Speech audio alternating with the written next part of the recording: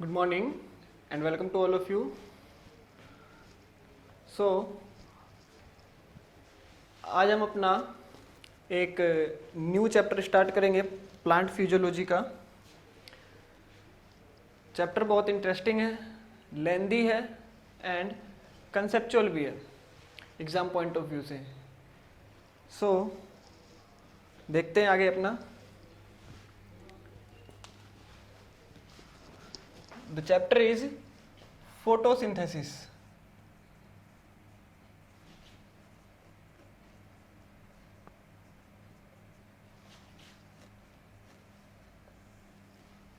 Photosynthesis junior classes से आ जाता है ये चैप्टर, 7th 8th से स्टार्ट हो जाता है और आपके एनसीईआरटी 11th क्लास में भी है एंड आरबीएससी 12th क्लास का चैप्टर है ये। तो देखते हैं आगे फोटोसिंथेसिस। सो स्टूडेंट्स, आप सबको पता है कि फोटोसिंथेसिस किस प्रोसेस को बोलते हैं। फोटोसिंथेसिस किस प्रोसेस को बोलेंगे? The process by which green plants makes their food. Green plant जिस प्रोसेस से अपने फूड बनाते हैं उसी प्रोसेस को फोटोसिंथेसिस बोलते हैं। एज इट इज़ यही डेफिनेशन हमने अपने जूनियर क्लासेस में देखी थी।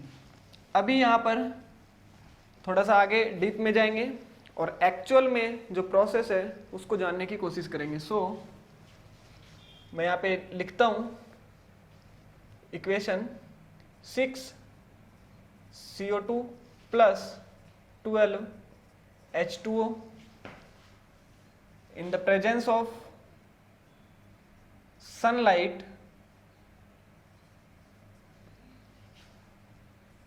absorbed by chlorophyll converted into glucose C6H12O6 and 6 molecules of oxygen and 6 molecules of water. This is our equation of photosynthesis process in which 6 molecules of CO2 and 12 molecules of H2O are used to form 1 molecule of glucose and 6 molecules of oxygen, clear, in the presence of sunlight, and the sunlight is absorbed by chlorophyll. तो ये अपना process है, इसको देखते हैं। अगर हम इसमें बात करें तो you can see that the CO2 will reduced here. यहां पर CO2 का रिडक्शन प्रोसेस हो रहा है and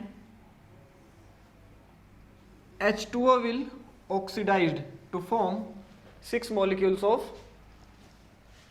water will oxidize to form 6 molecules of O2।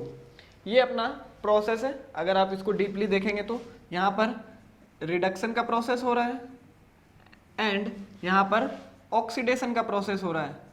सो हम इसको क्या बोल सकते हैं? The photosynthesis is oxidation reduction process. ये भी है क्योंकि एक का ऑक्सीडेशन हो रहा है जबकि दूसरे का रिडक्शन हो रहा है। बात करते हैं आगे। हम सभी ने पढ़ रखा है कि energy neither be created and nor be destroyed. तो यहां पर एनर्जी क्या है? यहां पर एनर्जी ये ग्लूकोज है, जो ऑर्गेनिक कंपाउंड है। ये ग्लूकोज कॉम्प्लेक्स ऑर्गेनिक कंपाउंड यही है। कौन सी एनर्जी यहां पर चेंज हुई है? तो यहां पर ये सनलाइट जो हमें यहां पर दिख रही है यही है फोटो एनर्जी या सोलर एनर्जी, जो कि कन्वर्ट किस में हो रही है? केमिकल एनर्जी में, ऑर्गेनिक कंपाउंड में। सो अगर आप यहां पे देखेंगे तो सोलर एनर्जी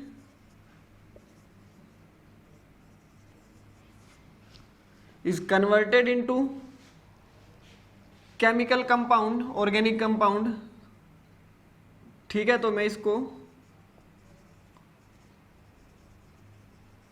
केमिकल एनर्जी लिखता हूं। बट यहां तक पहुंचने में, इस ऑर्गेनिक कंपाउंड को बनाने में there are multiple steps between solar energy and chemical energy. इन दोनों के बीच में बहुत सारे स्टेप्स हैं, उन्हीं स्टेप्स को डिस्कस करेंगे अभी यहाँ पर, देखेंगे आगे कि कैसे क्या होता है।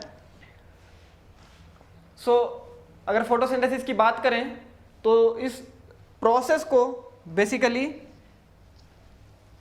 It is completed in 2 steps. 2 steps में ये प्रोसेस जनरली होता है। Clear? One step is known as light dependent, whereas another is known as light independent. So here मैं यहाँ पे लाइट लेता हूँ, लाइट डिपेंडेंट प्रोसेस है ये, एंड ये लाइट इंडिपेंडेंट प्रोसेस है। Clear? Light dependent process means यहां पर फोटोन की जरूरत है, सनलाइट की रिक्वायरमेंट है। क्लियर है? बट यहां पर लाइट रिक्वायर नहीं है, यहां पर रिक्वायरमेंट नहीं है लाइट की। अगर यहां पर देखें लाइट डिपेंडेंट प्रोसेस, तो it will further divided into 2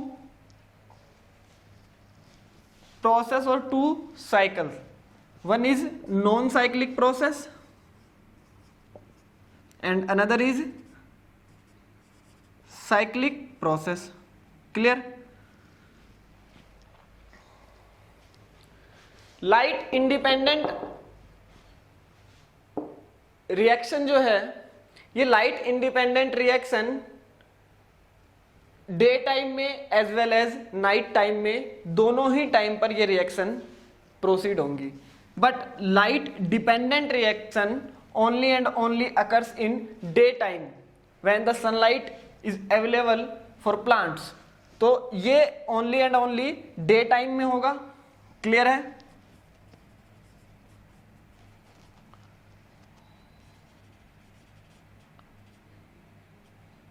only in daytime, ये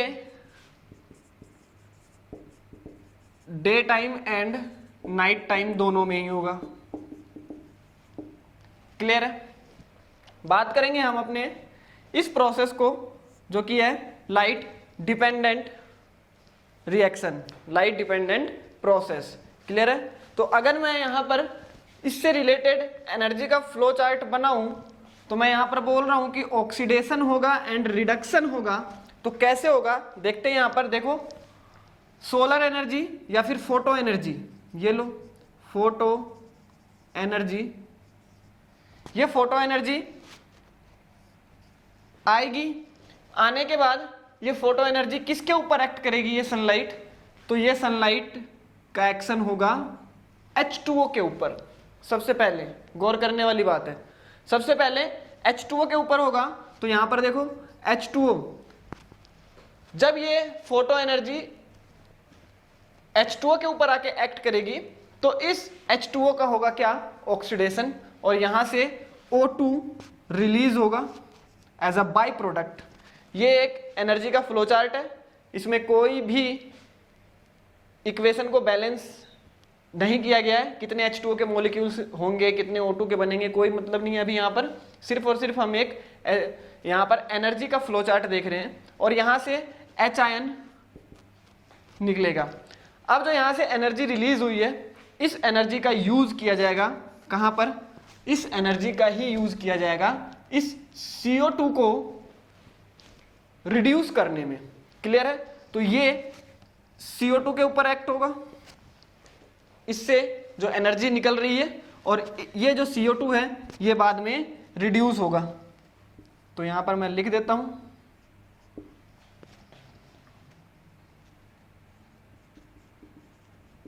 रिडक्शन होगा इसका।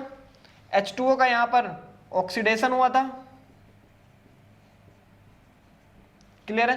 CO2 का रिडक्शन होगा, और ये किस में कन्वर्ट होगा? C6H12O6 में। क्लियर है। यहाँ पर एक चीज ध्यान रखिए, अगर मैं इसका इंपीरिकल फॉर्मूला लिखूं तो इंपीरिकल फॉर्मूला क्या होगा, देखो यहाँ पर इस सब का लिखता हूं मैं इंपीरिकल फॉर्मूला। तो यहाँ पर CO2 प्लस H2O, क्लियर है। यहां पर क्या आ जाएगा,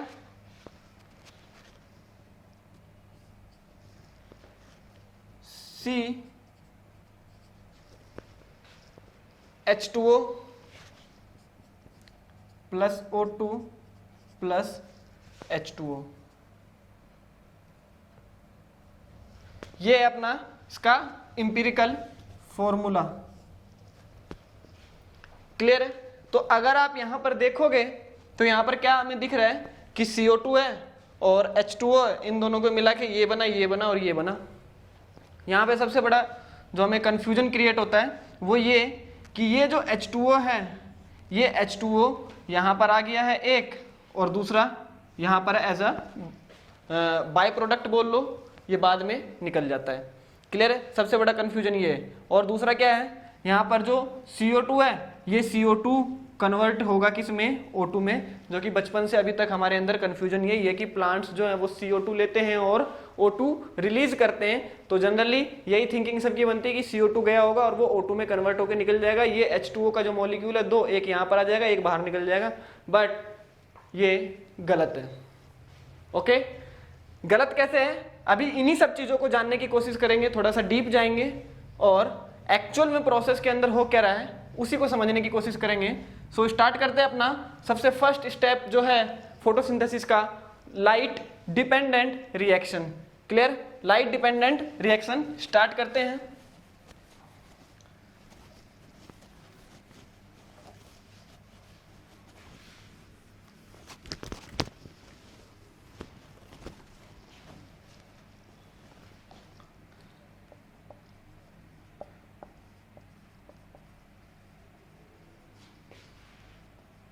लाइट डिपेंडेंट रिएक्शन, और इस लाइट डिपेंडेंट रिएक्शन के अंदर हम अभी क्या पढ़ेंगे, सबसे पहला प्रोसेस या सबसे पहला जो साइकिल है वो पढ़ेंगे नॉन साइक्लिक पाथवे पढ़ेंगे या नॉन साइक्लिक प्रोसेस पढ़ेंगे, क्लियर है। देखते हैं इस लाइट डिपेंडेंट रिएक्शन को फॉस्फोराइलेशन का प्रोसेस भी बोला जाता है, and the phosphorylation occurs in the presence of photo energy, so it will called photo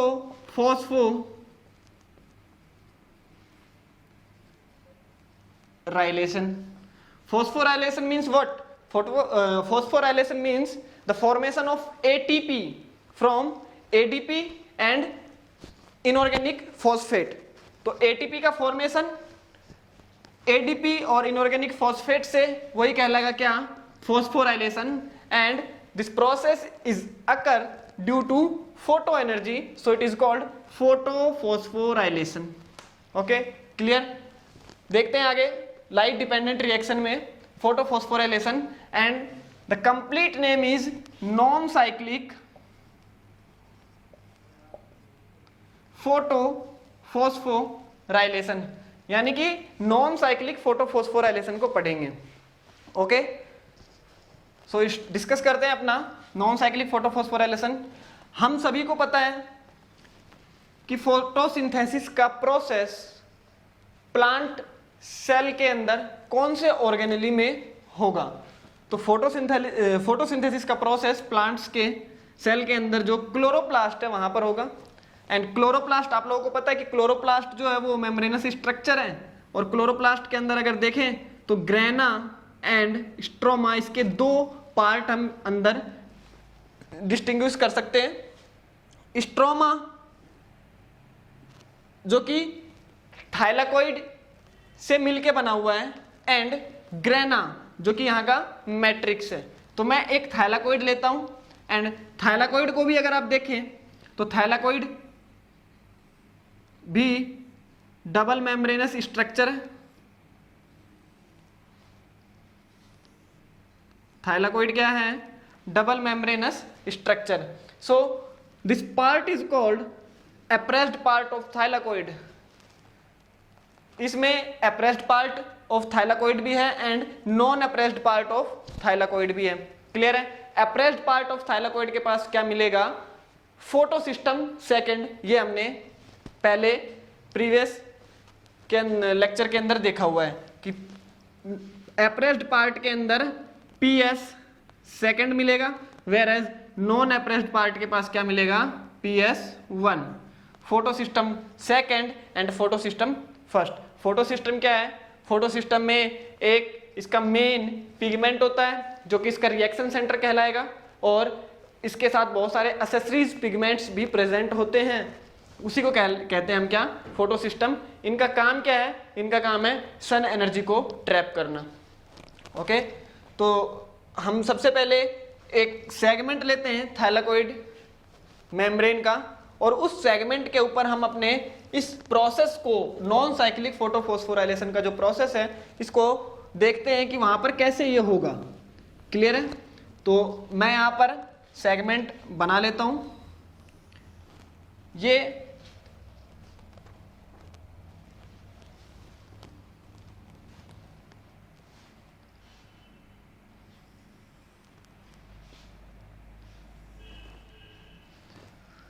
okay, so this is the segment of thylakoid membrane. The outer part is called stroma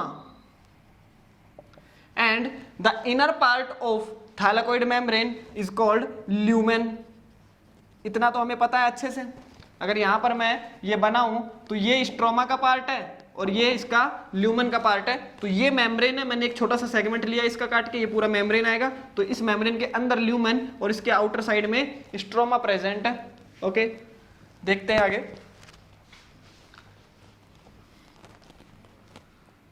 अगर हम यहां पर देखें, notice करें, तो PS second जो photo system second है, that is present towards the inner membrane of thylakoid. Thylakoid के इनर मेम्ब्रेन की तरफ क्या प्रेजेंट है? Photo system second. ओके, तो photo system second inner membrane की तरफ प्रेजेंट है। मैं यहां पर फोटो सिस्टम सेकेंड सबसे पहले लेता हूं, जिसका काम क्या है? फोटो एनर्जी को ट्रैप करने का। तो ये इसका रिएक्शन सेंटर है और ये इसके एसेसरीज पिगमेंट्स हैं इस फोटो सिस्टम के। Clear?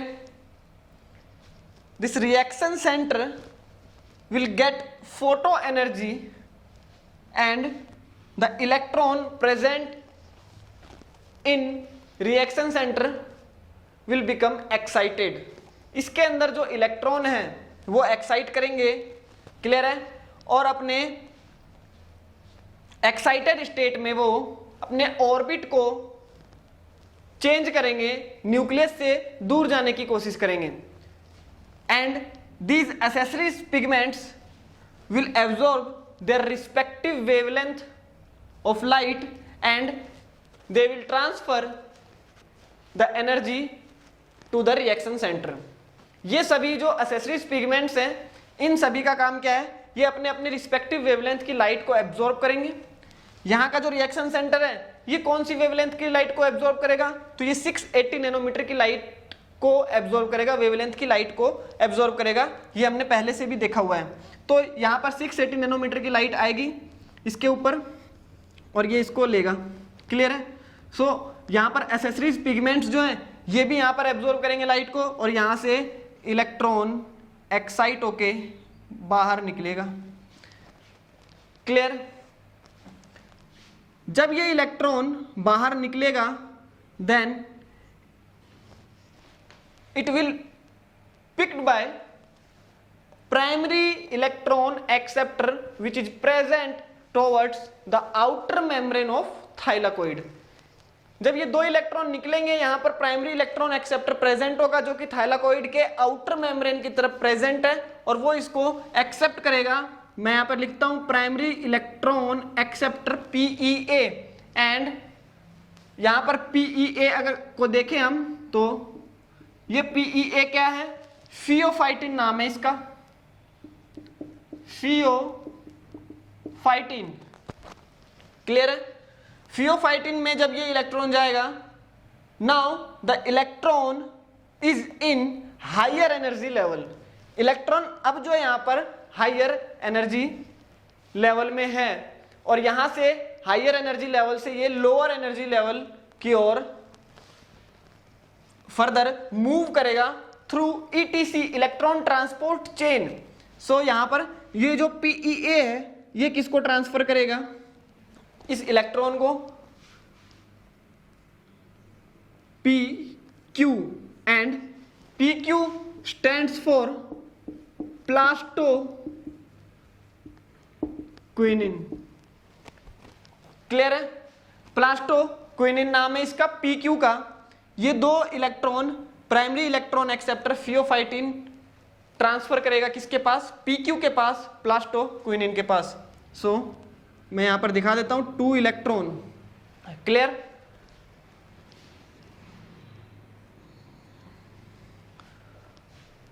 After this electron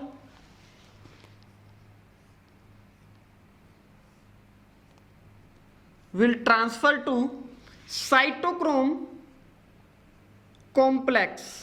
clear, and cytochrome complex में क्या क्या प्रेजेंट है, तो साइटोक्रोम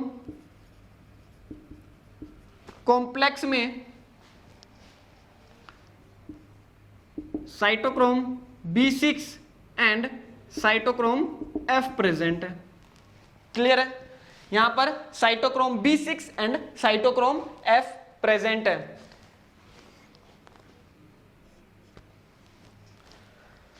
जब ये इलेक्ट्रॉन अपने हायर एनर्जी लेवल से लोअर एनर्जी लेवल की ओर मूव करेगा, यहां पर एनर्जी का लॉस होगा, बिकॉज ये हायर एनर्जी लेवल से लोअर एनर्जी लेवल की ओर जा रहा है। इसीलिए मैंने इसको दिखाया ये हायर एनर्जी लेवल है और आप जैसे जैसे नीचे जाओगे तो ये लोअर एनर्जी लेवल की ओर जाएगा। जब ये लोअर एनर्जी लेवल की ओर जाएगा तो यहां पर क्या रिलीज करेगा, एनर्जी, एंड ये एनर्जी किस फॉर्म में है, एटीपी। यहां पर एटीपी का फॉर्मेशन होगा, ADP plus inorganic phosphate. Clear है, रिलीज एनर्जी जो है वो इसके फॉर्मेशन में हेल्प करेगी।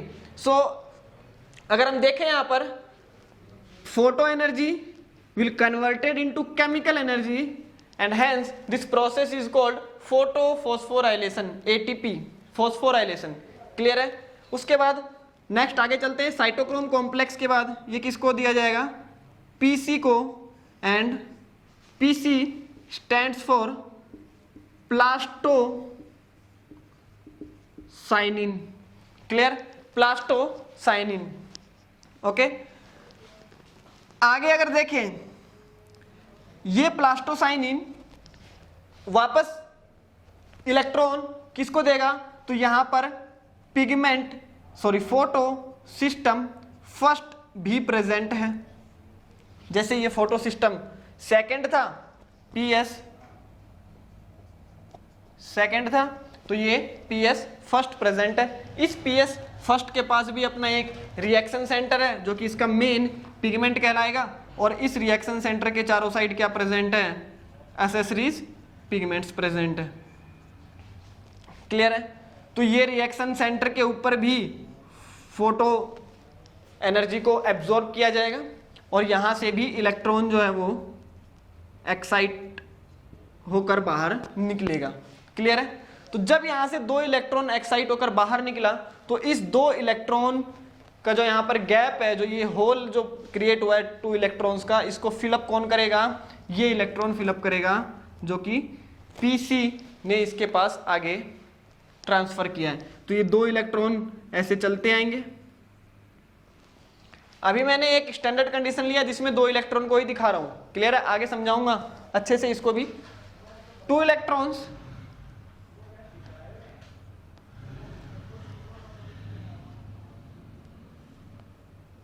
यहां से निकलेंगे और ये जो पेयर्ड इलेक्ट्रॉन है इसको कौन एक्सेप्ट करेगा, तो इसको एक्सेप्ट करेगा FRS, ferredoxin reducing substance. FRS full form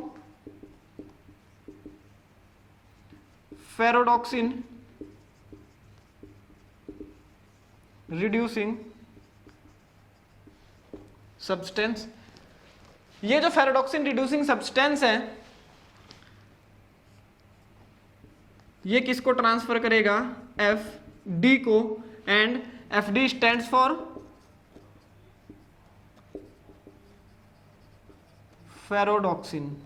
okay, this is our complete non cyclic photophosphorylation process in which the electron will never come back to the photo system second. जो electron यहां से एक बार emit होके निकल गया, excite होके, वो वापस यहां पर नहीं आएगा. क्यों नहीं आएगा? बिकॉज आउटर मेम्ब्रेन के बाहर साइड, स्ट्रोमा के साइड, यहां पर एक एंजाइम प्रेजेंट है, एंड उस एंजाइम का नाम क्या है? उस एंजाइम का नाम है NADP रिडक्टेज.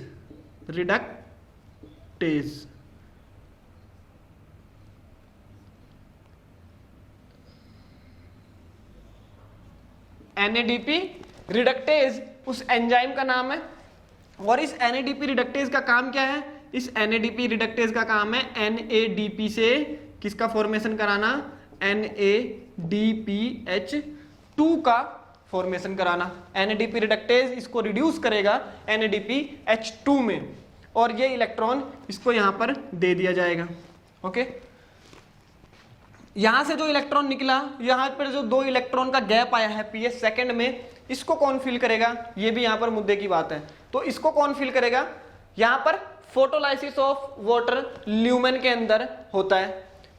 ल्यूमेन के अंदर फोटोलाइसिस ऑफ वाटर होता है. इसको भी अच्छे से डिस्कस करेंगे अभी. तो फोटोलाइसिस ऑफ वाटर मैं यहां पर करता हूं, ये PS सेकेंड है. क्लियर है? फोटोलाइसिस ऑफ वाटर, H2O,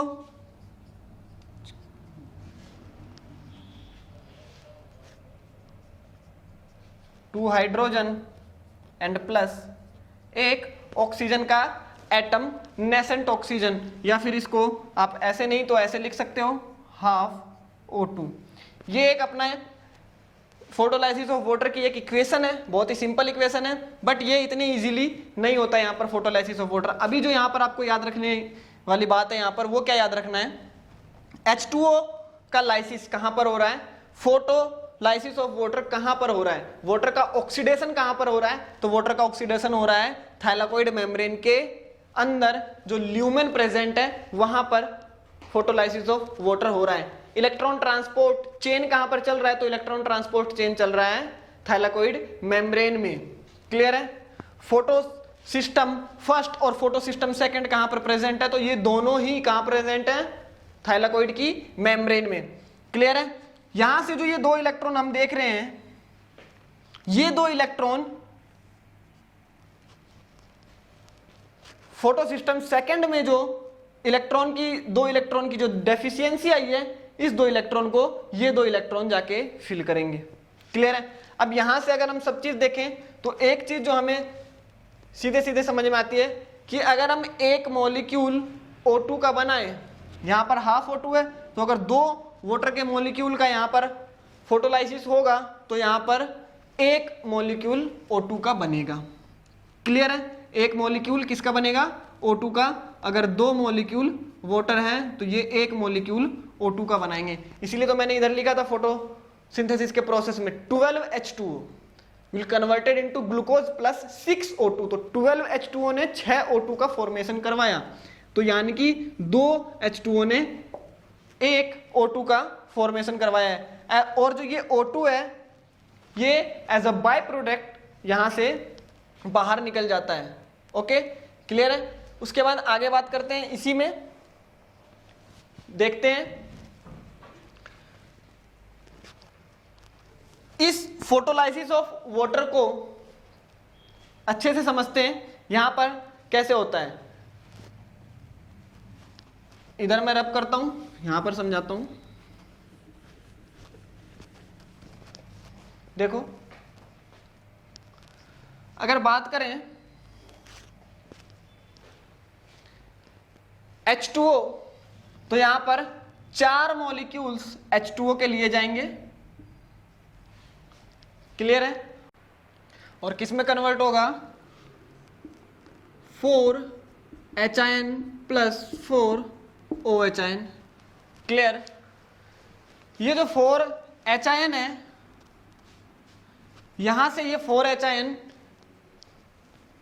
की एनर्जी को किस में यूज किया जाएगा, CO2 के रिडक्शन में यूज किया जाएगा। इसकी भी बात करेंगे, अभी इसको पूरा देखते हैं पहले। तो 4OH ये 4OH प्लस 4 इलेक्ट्रॉन। तो अगर आप देखो तो यहां से 4 हाइड्रोजन के आयन और 4 इलेक्ट्रॉन निकल चुके हैं। आगे बात करते हैं, ये जो 4OH है ये एक एंजाइम के साथ बाइंड होगा, नाम है एंजाइम का Z एंजाइम। क्लियर है? तो 2Z is converted into 2Z hole OH 2 molecules. तो ये 2 मॉलिक्यूल बनेंगे इसके, एंजाइम कॉम्प्लेक्स है ये देखा जाए तो। और यहां से ये 2ZOH 2 मॉलिक्यूल्स जो हैं इसके 2, ये किस में कन्वर्ट हो जाएंगे, तो 2 तो एंजाइम के मॉलिक्यूल्स वापस एज इट इज बाहर निकल जाएंगे। एक O2 का होगा फॉर्मेशन और 2H2O के मॉलिक्यूल्स यहां से बच जाएंगे। सो अगर आप देखो तो क्या बोल रहा है इसमें कि 4 H2O के मॉलिक्यूल्स यूज हुए जिसमें से एक O2 का मॉलिक्यूल निकला है और 2 H2O के मॉलिक्यूल्स एज इट इज बच गए यहां पर। और नेट कंज्यूम H2O के मॉलिक्यूल्स कितने हुए, तो नेट कंज्यूम H2O के मॉलिक्यूल्स हुए 4 - 2 is equal to 2 molecules H2O के यूज हुए। सेम कंसेप्ट यहां पर भी अप्लाई हुआ था। H2O का एक मॉलिक्यूल निकाला था मैंने, इसका करवाया था तो ये बताया था। तो अगर मैं बोलूं यहां पर यही चीज तो समझा रहा था कि 2 H2O के मॉलिक्यूल चाहिए एक O2 के इवॉल्व होने के लिए, O2 का एक मॉलिक्यूल इवॉल्व होने के लिए। सो अगर मैं फ्लो चार्ट बनाऊं जो पहले बनाया था, तो फ्लो चार्ट में मैंने यही बोला था कि फोटो एनर्जी आएगी और फोटो एनर्जी आके H2O के ऊपर एक्ट करेगी और H2O के ऊपर एक्ट करने के बाद वहां से O2 as a by product बाहर निकल जाएगा और H आयन निकलेगा। अब ये जो एनर्जी है, इस एनर्जी का यूज कहां पर होगा, CO2 के रिडक्शन में। दैट मीन्स ये जो H आयन है, यहां पर बात करूं तो ये इसका किस में यूज किया जाएगा, CO2 के रिडक्शन में। तो यहां से ये H आयन जो है ये बाहर निकल जाएगा, स्ट्रोमा में चला जाएगा और ये NADP को रिड्यूस करेगा। Now this NADPH2 is used in our dark reaction. ये डार्क रिएक्शन में आगे जाके यूज होगा। सो अगर बात करो तो dark reaction does not depends upon photo energy और सन एनर्जी और solar energy, but it will depends upon the product formed in light reaction. Light reaction में बनने वाले प्रोडक्ट के ऊपर डार्क रिएक्शन डिपेंड करेगा, बट फोटो के ऊपर, फोटो एनर्जी के ऊपर डिपेंड नहीं करेगा। सो अगर यहां से देखें तो नेट O2 कितना कंज्यूम हुआ, सॉरी H2O, तो net H2O consumed is equal to 2 molecules. 2 molecules जो हैं ये H2O के यहां से कंज्यूम हुए। उसके बाद बात करें एक्सपोजर ऑफ फोटोन, कितने फोटोन का यहां पे एक्सपोजर हुआ है, तो देखो exposure of photon. So exposure of photon, कितने फोटोन की रिक्वायरमेंट है यहां पर, सो 4 फोटोन्स की तो जरूरत यहां पर है और 4 फोटोन्स की जरूरत यहां पर है। इसकी भी बात करेंगे आगे, 8 photons and this was calculated by Emerson. Emerson scientist जो थे जिन्होंने red drop Emerson effect, enhancement effect दिया था, उन्होंने ये 8 फोटोन को वहां से कैलकुलेट किया था। इसकी भी अभी आगे बात करेंगे। सो एक्साइटेड इलेक्ट्रॉन्स कितने हैं, तो एक्साइटेड इलेक्ट्रॉन्स जो हैं ये भी 8 इलेक्ट्रॉन्स हैं। कैसे,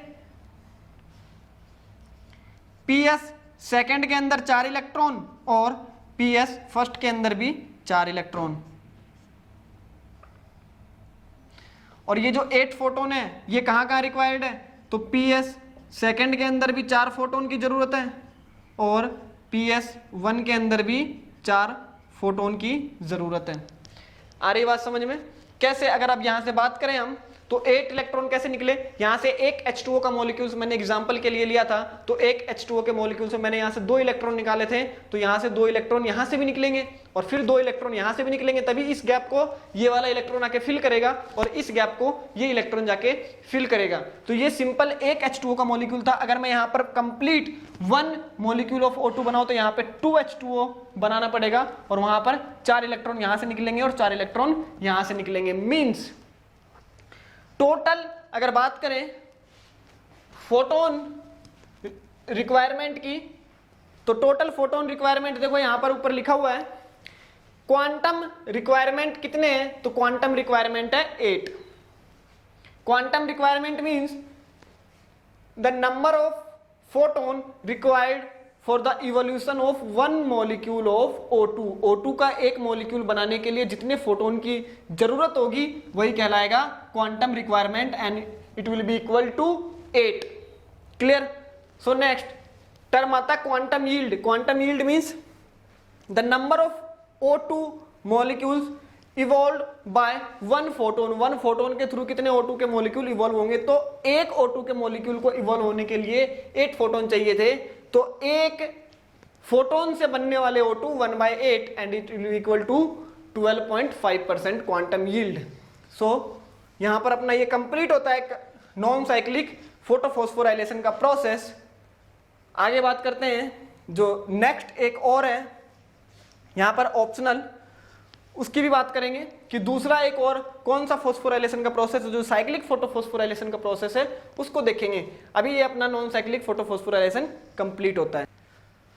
सो now we are going to start our next topic that is cyclic photophosphorylation. Cyclic photophosphorylation.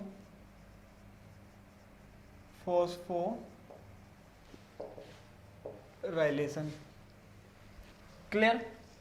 Cyclic photophosphorylation इसकी बात करेंगे। साइक्लिक फोटोफॉस्फोराइलेशन में याद रखना सिर्फ और सिर्फ pigment system photo system first present रहता है, यहां पर फोटो सिस्टम सेकंड एब्सेंट होगा।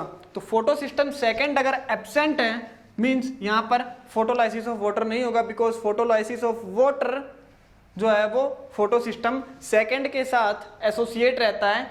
ऑक्सीजन इवॉल्विंग कॉम्प्लेक्स जो है वो वहीं पर पाया जाएगा। क्लियर है। तो अभी देखते हैं इसको।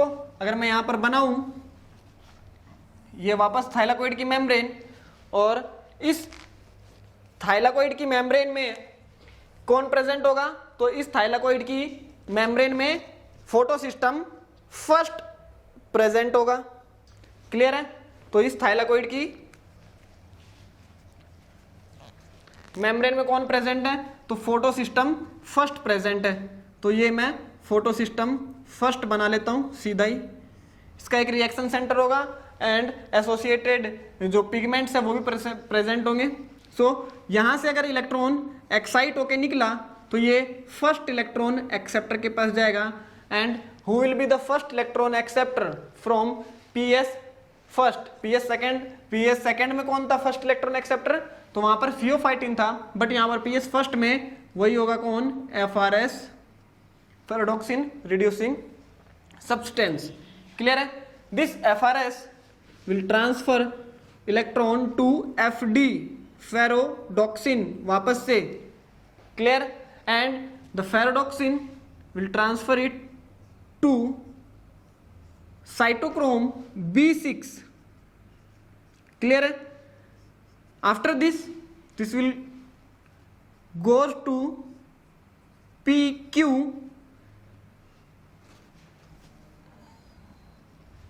and then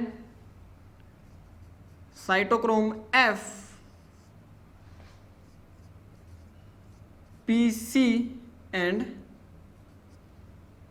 it will come back to PS first. So this is our cyclic photophosphorylation. अगर आप इसकी चेन की बात करो तो PS फर्स्ट के बाद जो इलेक्ट्रॉन एक्साइट होगा यहां से, तो इसको कौन लेगा, FRS, then transferred it to FD, electron transport chain में ये एंटर करेगा और एंटर करने के बाद ये 2 इलेक्ट्रॉन वापस से आ जाएंगे। सो Why this is called cyclic photophosphorylation? Because here the electron will come back to its initial position PS first, जबकि नॉन साइक्लिक फोटोफॉस्फोराइलेशन में हमने देखा था वहां पर इलेक्ट्रॉन वापस नहीं आया था। इलेक्ट्रॉन किसको दे दिया गया था? इलेक्ट्रॉन आउटर मेम्ब्रेन पे जो NADP रिडक्टेज एंजाइम प्रेजेंट था उसको दे दिया गया था वहां पर इलेक्ट्रॉन। क्लियर है? यहां पर इलेक्ट्रॉन वापस से लौट के आ रहा है, इसलिए इसको साइक्लिक बोलते हैं। यहां पर वापस से वही कहानी है, जब ये साइटोक्रोम कॉम्प्लेक्स पे आएगा तो यहां पर वापस से किसका फॉर्मेशन होगा? ATP का। कहां से?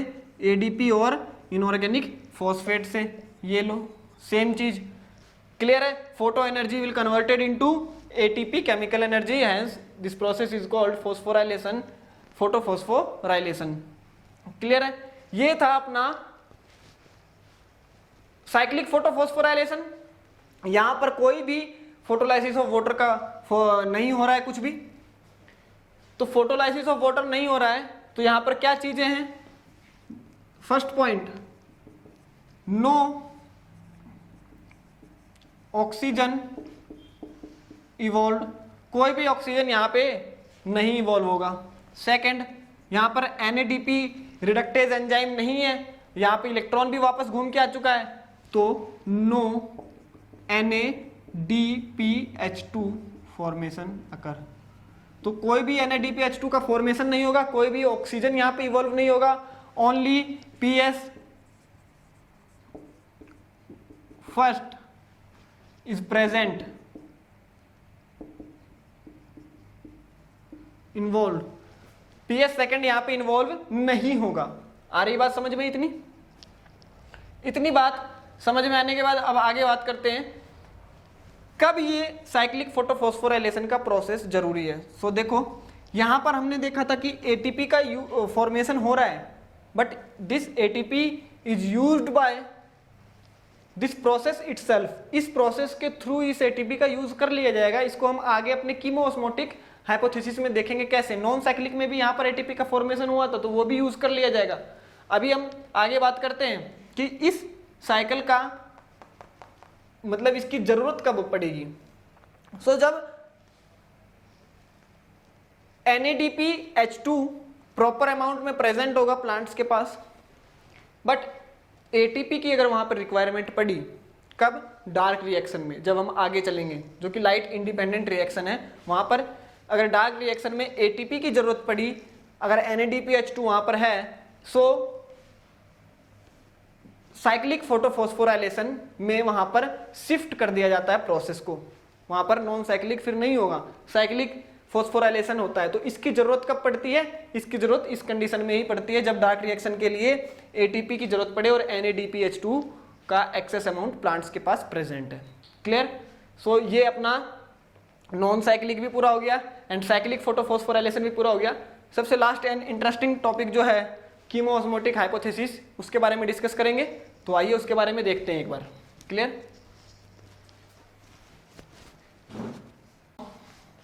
We are starting our last topic, that is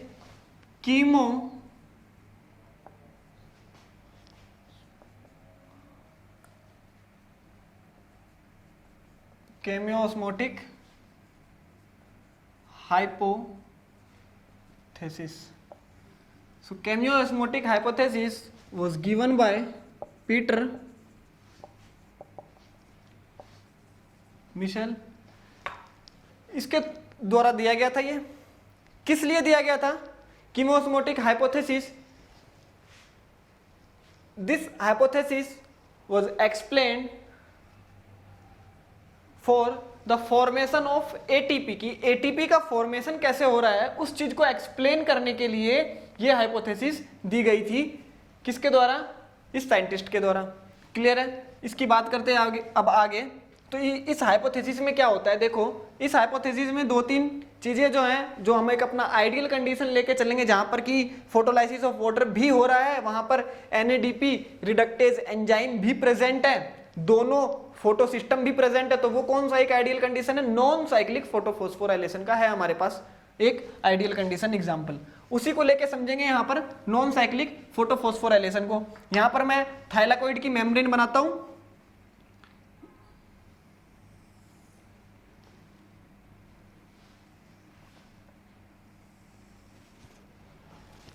suppose करो ये थाइलाकोइड की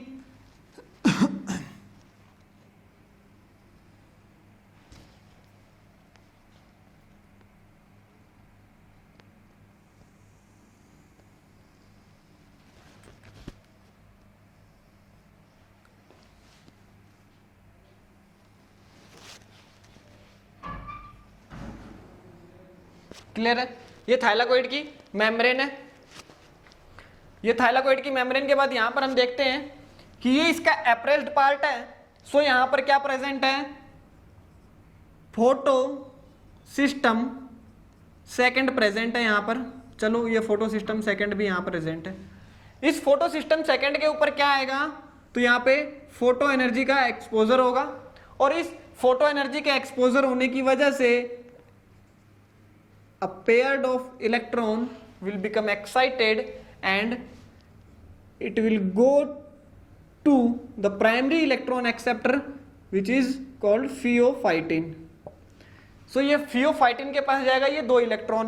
क्लियर है, इस pheophytin के जाने के बाद ये किसके पास जाएगा, PQ के पास। बट स्टूडेंट्स ध्यान रखना इस बात को, this PQ is not electron an electron carrier. Electron carrier नहीं है ये PQ। ये PQ क्या है,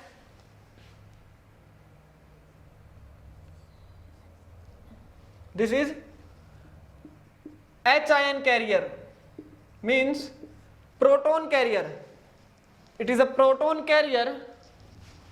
So जब इसके पास ये 2 इलेक्ट्रॉन आएगा यहां से, देखना क्या करता है, इस 2 इलेक्ट्रॉन के आने के बाद ये स्ट्रोमा से एक H आयन को पिक करेगा और स्ट्रोमा से H आयन को पिक करने के बाद ये किस में कन्वर्ट हो जाएगा,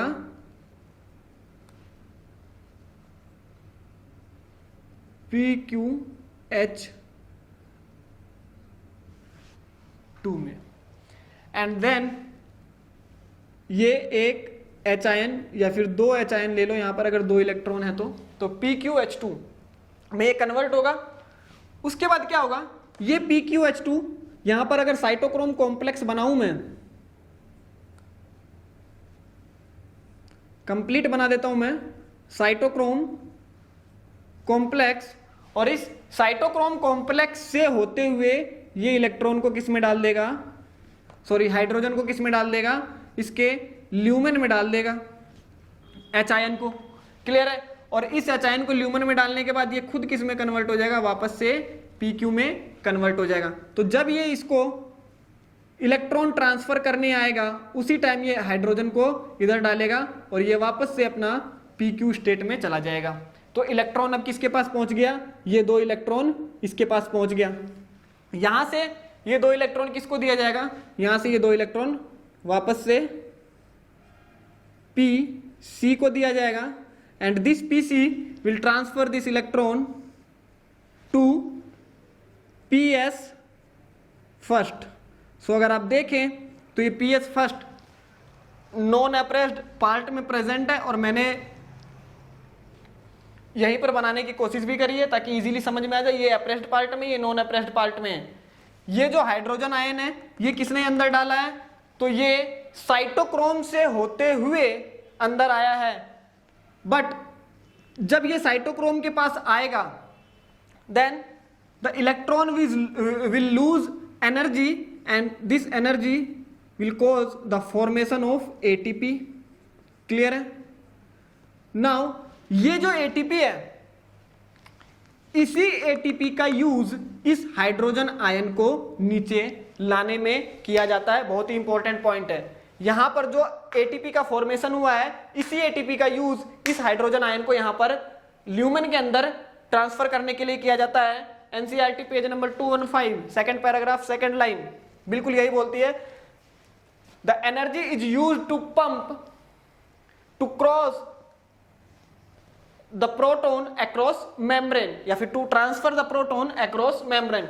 एनर्जी का यूज किया जाता है to pump the proton across this thylakoid membrane. इस थाइलाकोइड मेम्ब्रेन के अक्रॉस H आयन को लाने के लिए एनर्जी का यूज किया जाएगा। और वो एनर्जी कहां से आ रही है, तो वो एनर्जी यही एनर्जी है जो साइटोक्रोम कॉम्प्लेक्स के ऊपर एनर्जी रिलीज हो रही है when the electron goes from its higher energy level to its lower energy level. जब इलेक्ट्रॉन ट्रांसफर हो रहा है वहां पर एनर्जी का फॉर्मेशन हो रहा है और उसी एनर्जी का यूज इस हाइड्रोजन आयन को नीचे लाने में किया जा रहा है।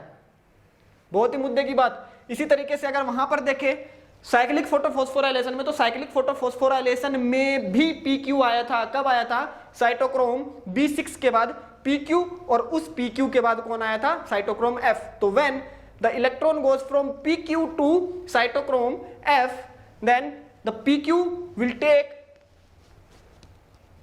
hydrogen ion from stroma and it will transfer into lumen of thylakoid।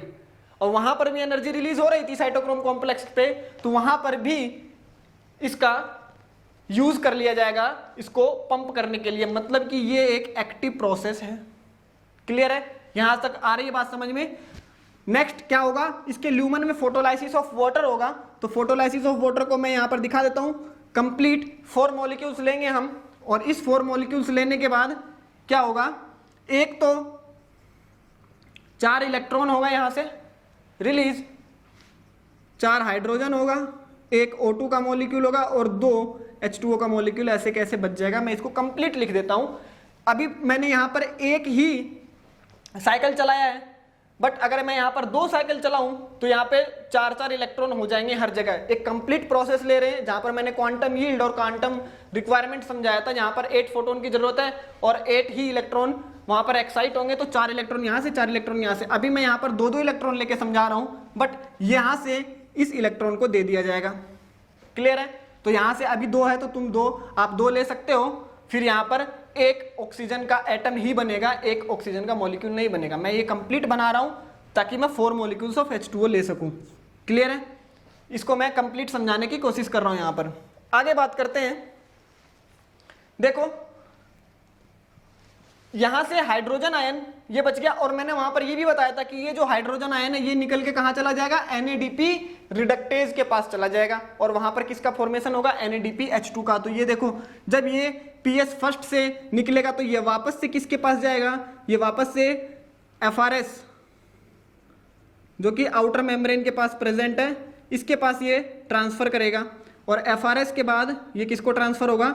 FD को, और FD से ये निकल के कहां जाएगा? ये बाहर यहां पर कौन प्रेजेंट है? ये प्रेजेंट है NADP रिडक्टेज एंजाइम प्रेजेंट है यहां पर, और ये NADP रिडक्टेज क्या करेगा? ये कराएगा NADPH2 का फॉर्मेशन किससे? NADP+ से। क्लियर है? और मैंने यही बताया था कि ये H आयन जो है ये यहां से निकल के वहां पर ऊपर की साइड मैंने बना रखा था, बट यहां पर ये सारा ही कुछ स्ट्रोमा है, तो मैं यहां पर भी बना रहा हूं तो कोई प्रॉब्लम नहीं है। तो NADPH2, बट ये इतनी इजीली आसानी से यहां से नहीं निकलेगा। आसानी से क्यों नहीं निकलेगा? देखो यहां पर 3 चीजें हैं जो बेसिकली क्या कर रही है, यहां पर प्रोटॉन ग्रेडियंट का फॉर्मेशन हो रहा है। प्रोटॉन का दोनों साइड एक ग्रेडियंट मेंटेन हो रहा है। कैसे हो रहा है?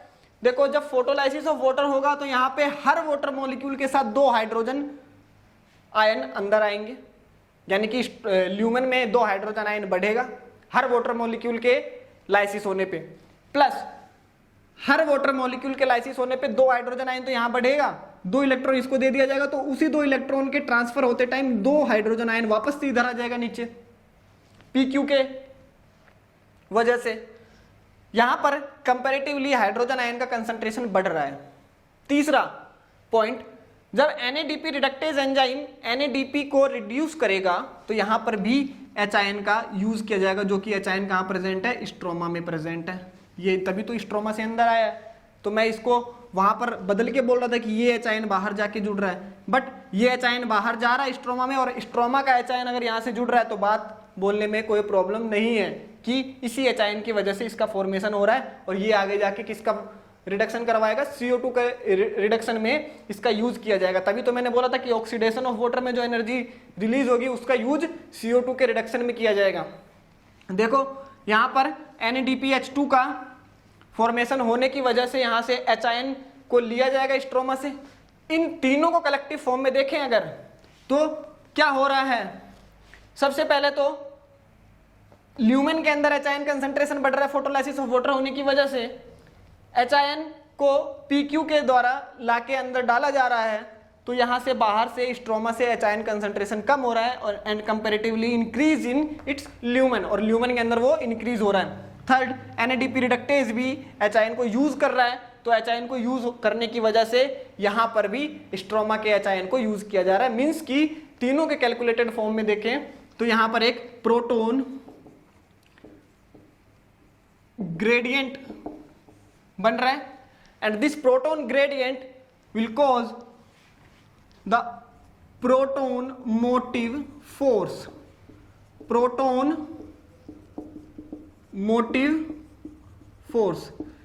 इसकी वजह से यहां पर एक प्रोटोन मोटिव फोर्स का जनरेशन हो रहा है, and this proton motive force will cause the facilitated efflux of H ion. H ion का इफ्लक्स किया जाएगा कहां से, ल्यूमेन से स्ट्रोमा की ओर, बाहर की ओर निकाला जाएगा, और कौन सा होगा वो, फैसिलिटेटेड डिफ्यूजन होगा। फैसिलिटेटेड डिफ्यूजन पिछले वाले चैप्टर में अच्छे से समझाया हुआ है क्या है। यहां पर ट्रांस मेम्ब्रेन प्रोटीन का यूज किया जाएगा। ट्रांस मेम्ब्रेन प्रोटीन को अगर यहां पे मैं बनाऊं तो ये ट्रांस मेम्ब्रेन प्रोटीन जो है इसके दो पार्टिकल हैं, एक है इसका ये और एक है इसका ये, क्लियर है।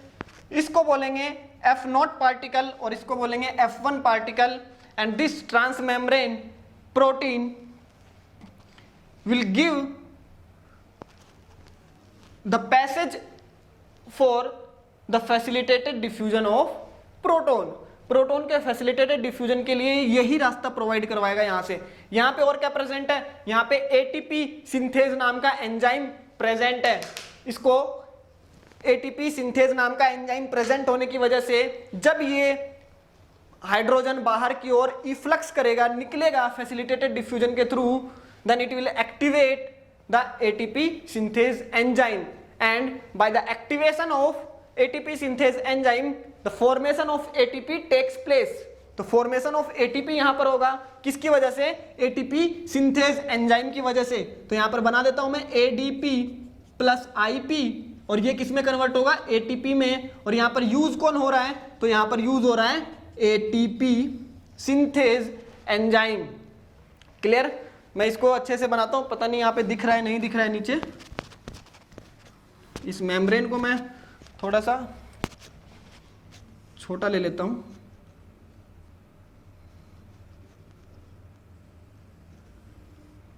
क्लियर, अब आ जाएगा समझ में। तो देखो यहां से ये ट्रांसमेम्ब्रेन प्रोटीन के दो पार्टिकल हैं, एक है F1 पार्टिकल और एक है F0 पार्टिकल।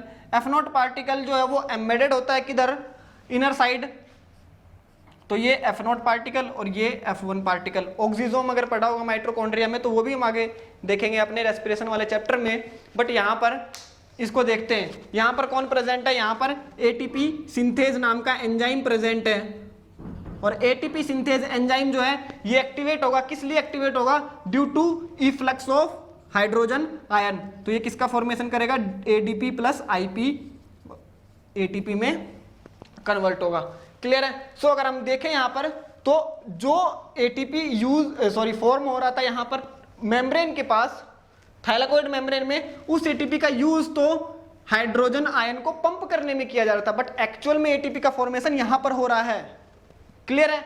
तो एक्चुअल में जो ATP का फॉर्मेशन हो रहा है ये देखो स्ट्रोमा में हो रहा है, और ये भी देखो स्ट्रोमा में हो रहा है, and dark reaction occurs in stroma of chloroplast, whereas light reaction occurs in thylakoid membrane. और थाइलाकोइड में लाइट रिएक्शन होगा, स्ट्रोमा में लाइट रिएक्शन होगा, और डार्क रिएक्शन कहां पे होगा, थाइलाकोइड में लाइट रिएक्शन होगा और डार्क रिएक्शन स्ट्रोमा में होगा। क्लियर है। तो ये अपना कंप्लीट था लाइट रिएक्शन का टॉपिक, यहां पर खत्म होता है। इसके बाद डार्क रिएक्शन आएगी, और डार्क रिएक्शन इसके बाद इसी प्रोडक्ट का यूज वहां पर किया जाएगा। ओके, तो ये अपना लाइट रिएक्शन कंप्लीट होता है। Thank you so much.